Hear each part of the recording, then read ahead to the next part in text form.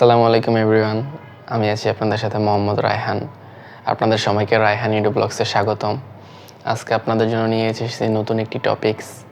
আজকের টপিক্সটি হলো, এই টপিক্সের প্রসঙ্গে সবার অনেক প্রশ্ন থাকে, সবার অনেক আকাঙ্ক্ষা থাকে।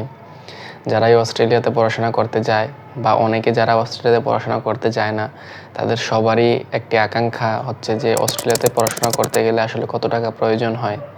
তা আজকে সেই বিস্তারিত বলবো যে আসলে অস্ট্রেলিয়াতে স্টুডেন্ট বিষয়ে গেলে আপনার কত টাকা খরচ হতে পারে। তাহলে চলুন দেরি না করে শুরু করা যাক।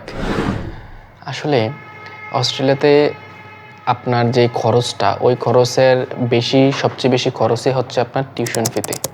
তো টিউশন ফিতে আপনার কেমন খরচ হতে পারে? আপনারা যদি ব্যাচেলরে যান, আমি ব্যাচেলরের প্রসঙ্গে ব্যাচেলর কোর্সের কথাগুলো বলছি, যে আপনারা যদি ব্যাচেলর কোর্সে যান সেক্ষেত্রে আপনাদের বাৎসরিক একটা টিউশন ফি থাকবে। তো সেমিস্টার ওয়াইজ আর কি। তো অনেকের বছরে 3টা সেমিস্টার হয়, অনেকের 2টা সেমিস্টার হয়। তো একটা অ্যাপ্রক্সিমেটলি একটা বলতেছি যে ব্যাচেলরে গেলে আপনার 18,000 থেকে প্রায় 40,000 অস্ট্রেলিয়ান ডলার পর্যন্ত আপনার টিউশন ফিটা হতে পারে। সেটা ইউনিভার্সিটি বেরি করে থাকে।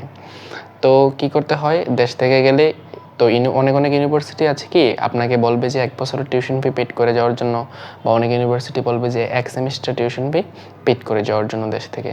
তো সেক্ষেত্রে ধরে নিলাম সাধারণত যদি আপনি 1 সেমিস্টারের টিউশন ফি টাকা পেড করে যান, সেক্ষেত্রে 1 সেমিস্টারের টিউশন ফি টাকা পড়বে বাংলা টাকায় প্রায় 12 থেকে 14 লক্ষ টাকা, বা সামথিংয়ের বেশিও হতে পারে। আবার অনেক ইউনিভার্সিটি স্কলারশিপ প্রোভাইড করে থাকে, আংশিক স্কলারশিপ, যেমন 10%, 15%, 20%, 25%, 30%। তো আপনি কত পার্সেন্ট স্কলারশিপ পাচ্ছেন বা আপনার ইউনিভার্সিটির উপরে ভ্যারি করবে। আনুমানিক একটা ধারণা দিচ্ছি আর কি। ধরে নিলাম যে আপনার যাওয়ার আগে আপনাকে পেড করতে হবে 13 লক্ষ টাকা।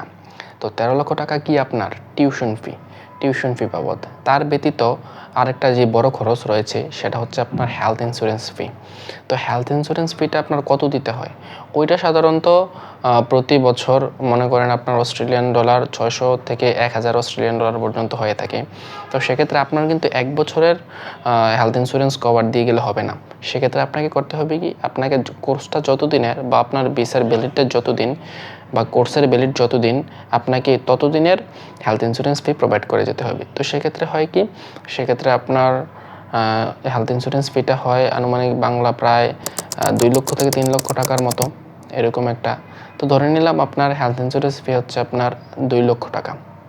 তো সেক্ষেত্রে ওই দিক দিয়ে ছিল আপনার টিউশন ফি 13 লক্ষ টাকা, এদিক দিয়ে আপনার হচ্ছে 2 লক্ষ টাকা হচ্ছে আপনার হেলথ ইন্স্যুরেন্স ফি। পাশাপাশি আপনি যখন ভিসা অ্যাপ্লিকেশন করবেন, সেক্ষেত্রে আপনার কিন্তু যদি আপনার সাধ্যমতো ব্যাংকে টাকা না থাকে, যেমন যেই ব্যাংকে টাকাটা দেখাতে হয়, যেমন আমরা যদি যাই ওই দেশে, সেক্ষেত্রে আমাদেরকে 1 বছরের টিউশন ফি, 1 বছরের লিভিং কস্ট এবং 1 বছরের সকল খরচ তাদেরকে আমাদের ব্যাংকে প্রোভাইড করতে হয়, আমাদের স্পন্সরের ব্যাংকে। তো সেক্ষেত্রে আমাদেরকে 60 থেকে 70 লক্ষ টাকা দেখাতে হয়। তো সেই টাকাটা তো আর সবার কাছে ক্যাশ টাকা থাকতে পারে, আবার অনেকের কাছে নাও থাকতে পারে। তো যাদের কাছে নাই তাদের কি করতে হয়, তো তারা ব্যাংক থেকে স্টুডেন্ট লোন নেয়, বা ব্যাংকে কিছু অর্থের বিনিময়ে ব্যাংক সেই টাকাটা তাদের অ্যাকাউন্টে দেখিয়ে দেয়। তো সেক্ষেত্রে তাদের এখানে খরচ ধরে নিলাম 2 লক্ষ টাকা। তো কি হলো, তো এফডিআর এর ক্ষেত্রে এফডিআর বা সেভিংস, এই টাকাটার ক্ষেত্রে আপনার 2 লক্ষ টাকা যাইতে পারে। পাশাপাশি আপনার যে ডকুমেন্ট বানাবেন, যে ডেট সেল বা বিভিন্ন অ্যাফিডেভিট ডকুমেন্ট বা অনেক ডকুমেন্ট আছে, ওই ডকুমেন্টগুলো বানালে আপনার মিনিমাম 30,000 টাকা যাবে। পাশাপাশি আপনার ট্যাক্স, স্পন্সরের কর দিতে হবে। তো ওইগুলো মিলিয়ে ধরলাম আরও 20,000 টাকা বা সামথিং। তো এদিকে হচ্ছে আপনার 50,000 টাকা, ব্যাংকে দিতে হবে 2 লক্ষ টাকা। তো এখানে হলো প্রায় 2,50,000 টাকা। তো তারপর আর কি খরচ আছে, তারপর খরচ আছে হচ্ছে আপনার ভিসা অ্যাপ্লিকেশন ফি। তো ভিসা অ্যাপ্লিকেশন ফি কত? ভিসা অ্যাপ্লিকেশন ফি এখন বাংলা টাকা হচ্ছে প্রায় 1,20,000 থেকে 1,25,000 টাকার ভিতরে থাকে। ধরে নিলাম 1,20,000 টাকা হচ্ছে আপনার অস্ট্রেলিয়ান ভিসা অ্যাপ্লিকেশন ফি। তো এই গেল খরচগুলো। তারপর আর খরচ রয়েছে কি, আনুষঙ্গিক আরও কিছু খরচ রয়েছে। যেমন আপনি যখন ওই দেশে যাবেন, সেক্ষেত্রে তো আপনাকে ব্যাকআপ কিছু টাকা নিয়ে যেতে হবে। যেমন আপনি তো গিয়ে আপনার লিভিং কস্ট বা আপনার যে চলাচল, সেই খরচটা আপনি তো কই থেকে আনবেন। তো সেক্ষেত্রে আপনাকে 1 মাস বা 2 মাসের ব্যাকআপ নিয়ে যেতে হবে। তো ধরলাম আপনি 2 লক্ষ টাকা নিয়ে গেলেন, তো এটাও তো আপনার খরচের ভিতরে পড়বে। তো এদিকে গেল আপনার 2 লক্ষ টাকা।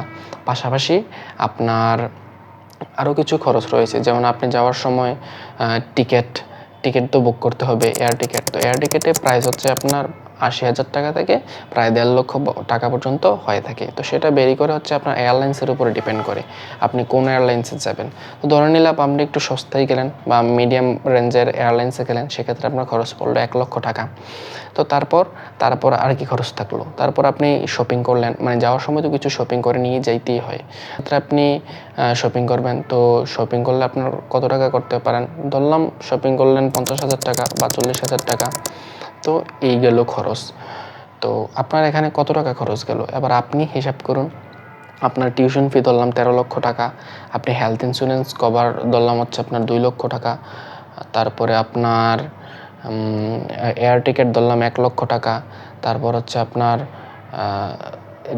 ব্যাংকে দেখাবেন হচ্ছে, ব্যাংকে দিবেন হচ্ছে ২ লক্ষ টাকা, তারপর পাশাপাশি অন্যান্য ডকুমেন্ট এবং ট্যাক্স এগুলো মিলে আরও ৫০,০০০ টাকা, তারপর হচ্ছে আপনি নিয়ে যাবেন ২ লক্ষ টাকা, শপিং করবেন ৫০,০০০ টাকা। তো এই আর কি। তো এই খরচগুলোই রইল বাংলাদেশে। আবার ২০ অ্যাপ্লিকেশন ফি আছে, ২০ অ্যাপ্লিকেশন ফি ধরলাম ১,২০,০০০ টাকা। তো এই সবগুলো খরচ মিলিয়ে তো আপনার টোটাল কত টাকা আসলো? আপনার টোটাল প্রায় ২০ থেকে ২৪ লক্ষ বা ২৫ লক্ষ টাকার মতো আসতে পারে। তো আমি ধরে নিলাম ২২ লক্ষ টাকা। তো আপনার রেঞ্জটা এরকমই হতে হবে যে ২০ লক্ষ থেকে প্রায় ২৫ লক্ষ টাকা খরচ হতে পারে আপনি যদি অস্ট্রেলিয়াতে যান। আর অনেক ইউনিভার্সিটি কিন্তু আবার ১ বছরের টিউশন ফি পেড করার কথা বলে। সেক্ষেত্রে কিন্তু আপনার খরচটা আরও বেড়ে যাবে। সেক্ষেত্রে প্রায় ৩০ লাখের কাছাকাছি গিয়ে পৌঁছাবে। তো এই হলো আজকের ভিডিও। আশা করি সবাই বুঝতে পারবেন আর সবার একটি ধারণা হবে আসলে অস্ট্রেলিয়াতে স্টুডেন্ট বিষয়ে গেলে ব্যাচেলরের ক্ষেত্রে কত টাকা খরচ হয়। তো সবাই ভালো থাকবেন, সবাই সুস্থ থাকবেন। আর আরও কিছু যদি জানতে চান আর যদি কোনো কিছু জানার আগ্রহ থাকে তাহলে কমেন্ট করতে বলবেন না। চেষ্টা করব আপনার কমেন্ট অনুযায়ী ভিডিও করার জন্য, এবং পরবর্তী ভিডিওর জন্য অপেক্ষা করুন। নতুন একটি টপিকস নিয়ে আবারও আপনাদের সামনে হাজির হব। সেই পর্যন্ত সবাই ভালো থাকবেন, সুস্থ থাকবেন আর লাইক কমেন্ট করতে বলবেন না। আসসালামু আলাইকুম ওয়া রাহমাতুল্লাহ।